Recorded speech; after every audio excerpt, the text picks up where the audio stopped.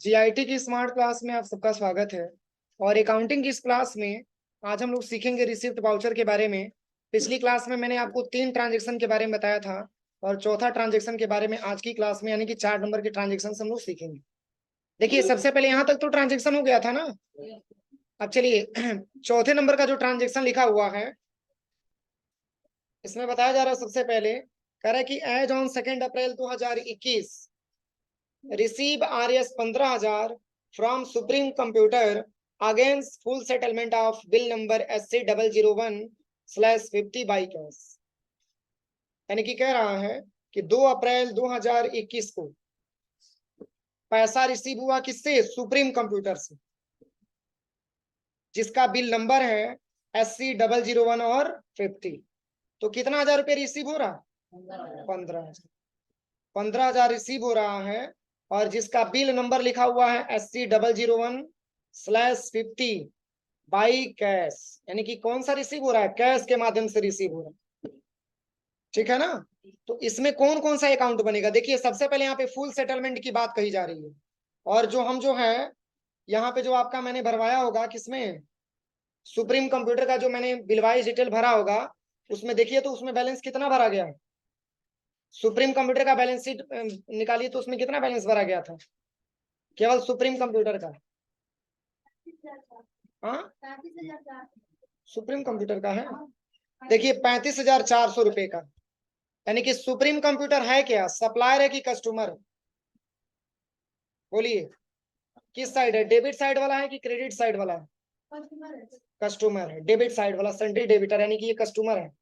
ठीक है। और उसी कस्टमर को ये पैसा रिसीव हो रहा है कितना रुपया? 15,000 रुपया।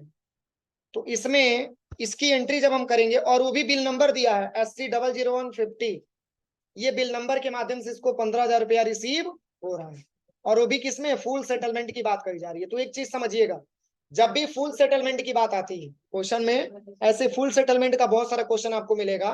फुल सेटलमेंट का मतलब ये समझिए कि उसमें कुछ पैसा आपका डिस्काउंट भी किया गया।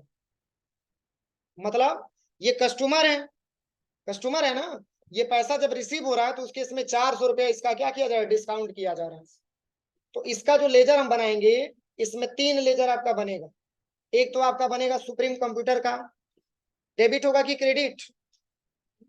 बोलिए सुप्रीम कंप्यूटर डेबिट होगा ना, और प्लस डिस्काउंट रिसीव का भी बनेगा और इसके साथ साथ एक कैश का भी आपका बनेगा। यानी कि कैश में अगर देखा जाए, सॉरी डिस्काउंट रिसीव नहीं, डिस्काउंट अलाउ हो रहा है क्योंकि सेल्स है ना, कस्टमर है ना। तो एक आपका बनेगा किसका? डिस्काउंट अलाउ का, और एक आपका बनेगा कैश का, और एक आपका बनेगा सुप्रीम कंप्यूटर का। जिसमें अगर देखा जाए तो चूंकि सुप्रीम कंप्यूटर है, सुप्रीम कंप्यूटर आपका क्या हो जाएगा? क्रेडिट हो जाएगा और कैश आपका डेबिट हो जाएगा, प्लस डिस्काउंट अलाउ भी आपका क्या हो जाएगा? डेबिट हो जाएगा। इस एंट्री को हम कैसे करेंगे? तो सबसे पहले आप यहाँ से आ जाइएगा अपनी ट्रांजेक्शन, यहाँ से सबसे पहले आपको बैक आना है और यहाँ पे आना है कहाँ पे? वाउचर पे। अब चूंकि पूछा जा रहा है क्या क्रेडिट हो रहा है, चूंकि कैश रिसीव हो रहा है ना, तो कैश रिसीव हो रहा है तो कैश रिसीव मतलब कैश एक प्रकार के हमारे बिजनेस में अगर देखा जाए तो कैश रिसीव की बात हो रही है, यानी कि इनकम हो रही है एक प्रकार की। ठीक है। तो इनकम को हम क्या करेंगे? क्रेडिट करेंगे। इसलिए यहाँ पे हमारा कैश अकाउंट क्या हो जाएगा? कितने रुपए से? 15,000 रुपए से।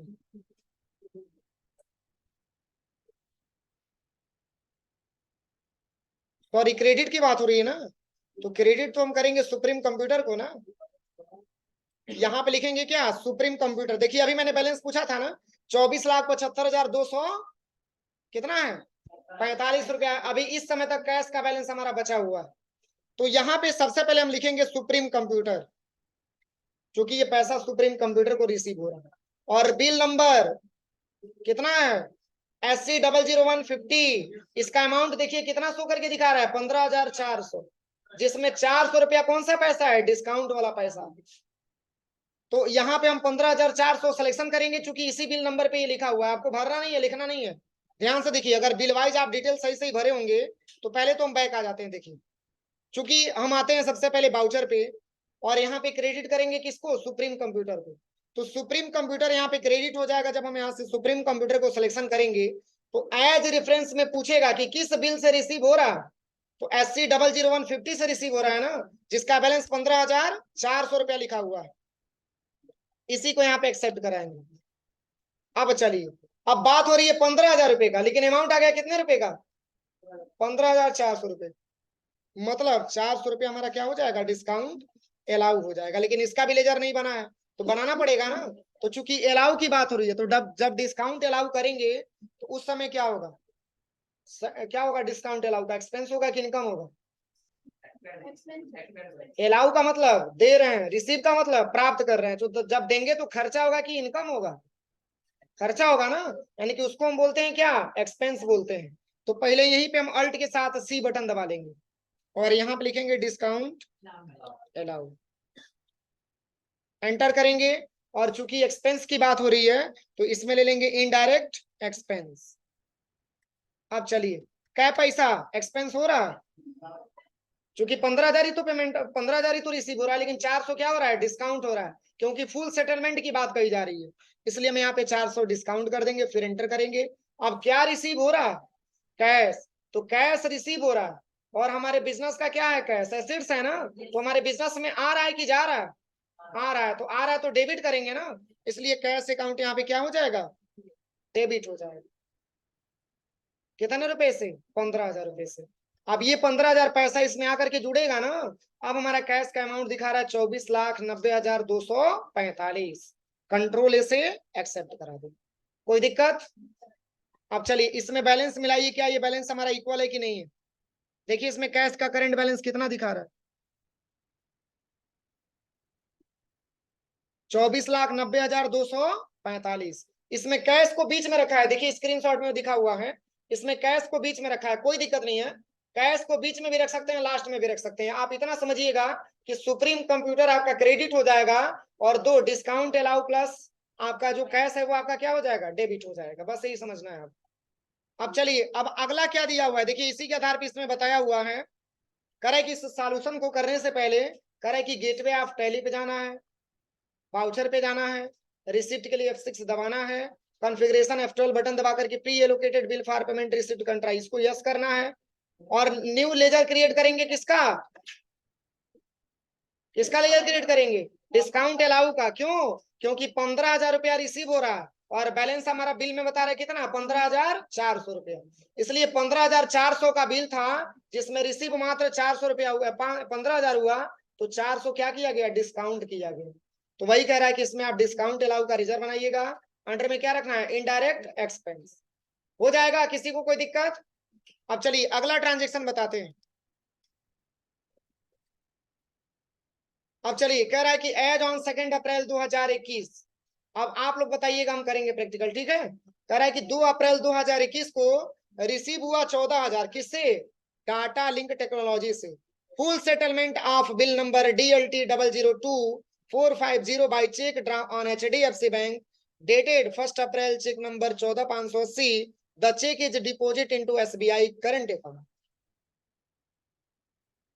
आप ध्यान से समझिएगा, इसमें कह रहा है कि 2 अप्रैल 2021 को, देखिए इसमें बहुत सारे ट्रांजेक्शन दिए गए हैं, लेकिन उस ट्रांजेक्शन को सॉल्व करने से पहले वो ट्रांजेक्शन को जरूर पढ़िएगा कि वो ट्रांजेक्शन क्या कह रहा है।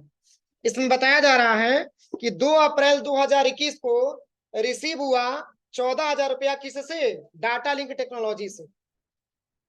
कह रहा है कि again full settlement of bill number DLT002450 by cheque draw on HDFC bank dated, यानी कि कह रहा है कि 2 अप्रैल 2021 को 14,000 रुपया रिसीव हुआ डाटा लिंक टेक्नोलॉजी से। इसमें भी फुल सेटलमेंट की बात किया जा रहा है, तो इसमें भी डिस्काउंट होगा ना। और कह रहा है कि जिसका बिल नंबर है DLT002450, और ये पैसा कैश नहीं रिसीव हो रहा, कह रहा है कि बाई चेक, यानी कि चेक के माध्यम से। और चेक किस बैंक का है, तो इसमें लिखा है ये चेक आपका HDFC बैंक का है। और कह रहा है कि 1 अप्रैल चेक नंबर दिया है 14,580।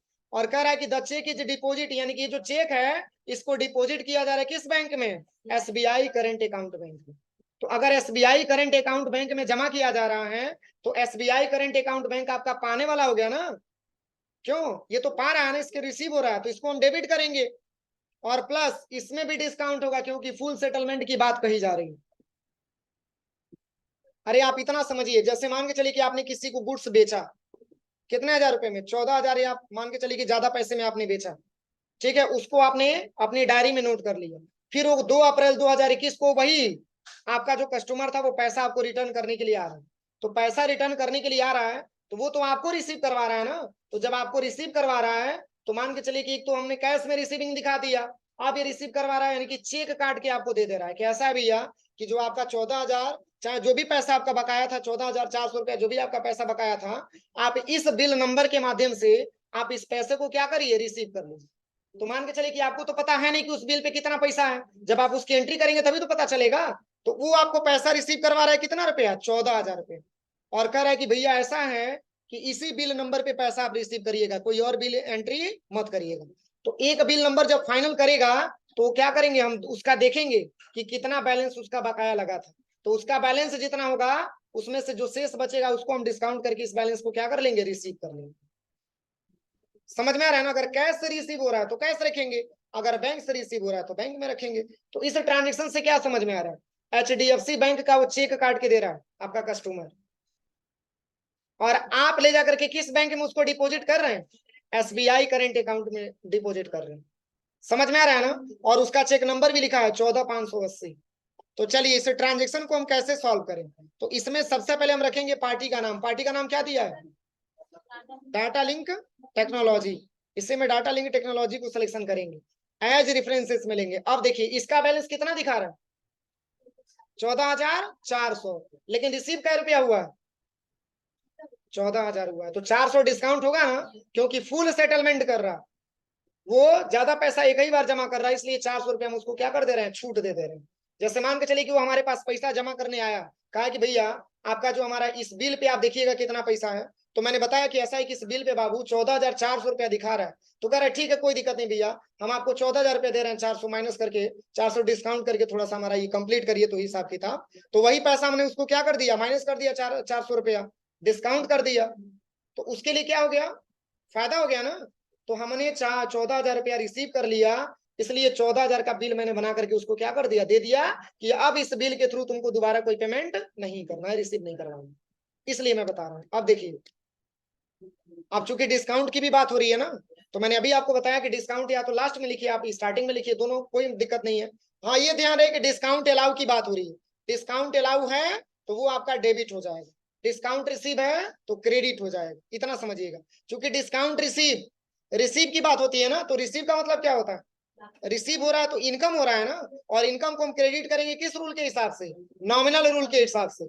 अगर अलाउ होगा तो एक्सपेंस होगा, एक्सपेंस को डेबिट किया जाता है नॉमिनल अकाउंट के रूल से। इसलिए चूंकि एक्सपेंस की ही बात हो रही है, इसमें रखेंगे डिस्काउंट। क्या रुपया डिस्काउंट हो रहा है, 400 रखेंगे बस, एंटर करेंगे तो शेष बैलेंस हमारा किसमें चला जाएगा, किसमें चला जाएगा, बोलिए। बैंक की बात हो रही है ना, कौन से बैंक की बात हो रही है, SBI करेंट अकाउंट की बात हो रही है। मतलब हमारे पास दो माध्यम है पैसा रिसीव करने का, या तो आप कैश ला के दीजिए, नहीं तो आप चेक काट के दे दीजिए। अगर चेक काट के आप देते हैं तो कोई दिक्कत नहीं है, हम इसको SBI बैंक में क्या कर लेंगे, भजा देंगे। समझ में आ रहा है ना? तो जैसे चेक अगर किसी भी बैंक का अगर आपको कस्टमर देता हो तो फिर भी आप आसानी तरीके से अपने बैंक में उसको आप डिपॉजिट करा सकते हैं, ठीक है। हाँ एक चीज है इसमें, चेक में ये होना चाहिए कि उसके खाते में बैलेंस होना चाहिए। पता चले कि आपने चेक लगा दिया, उसके खाते में बैलेंस नहीं है, तो कैसे खाता वो होगा, आपके अकाउंट में बैलेंस कैसे क्रेडिट हो पाएगा। इसलिए उसके अकाउंट में उतना पैसा डेबिट होना, इसलिए उसके अकाउंट में बैलेंस होना चाहिए तभी तो पैसा डेबिट होगा। नहीं तो अक्सर ऐसा प्रॉब्लम होता है कि बहुत सारे लोग चेक काट के दे देते हैं और बैलेंस रहता ही नहीं, तो आप ही के खाते से कुछ पैसा काट लेते हैं, ठीक है, ये फर्जिफिकेशन के चक्कर में। तो यहाँ पे किस बैंक में रिसीव हो रही है, current bank at SBI bank है ना, current account at SBI bank. तो इसमें इसी अकाउंट को हम सिलेक्शन करेंगे, और कितना रुपया, 14,000 रुपया। एक चीज पहले आप देखिए, current account at SBI bank का कितना रुपया ओपनिंग बैलेंस भरा गया था, देखिए तो बैलेंस शीट में current account at SBI bank का कितना रुपया भरा गया था, देखिए तो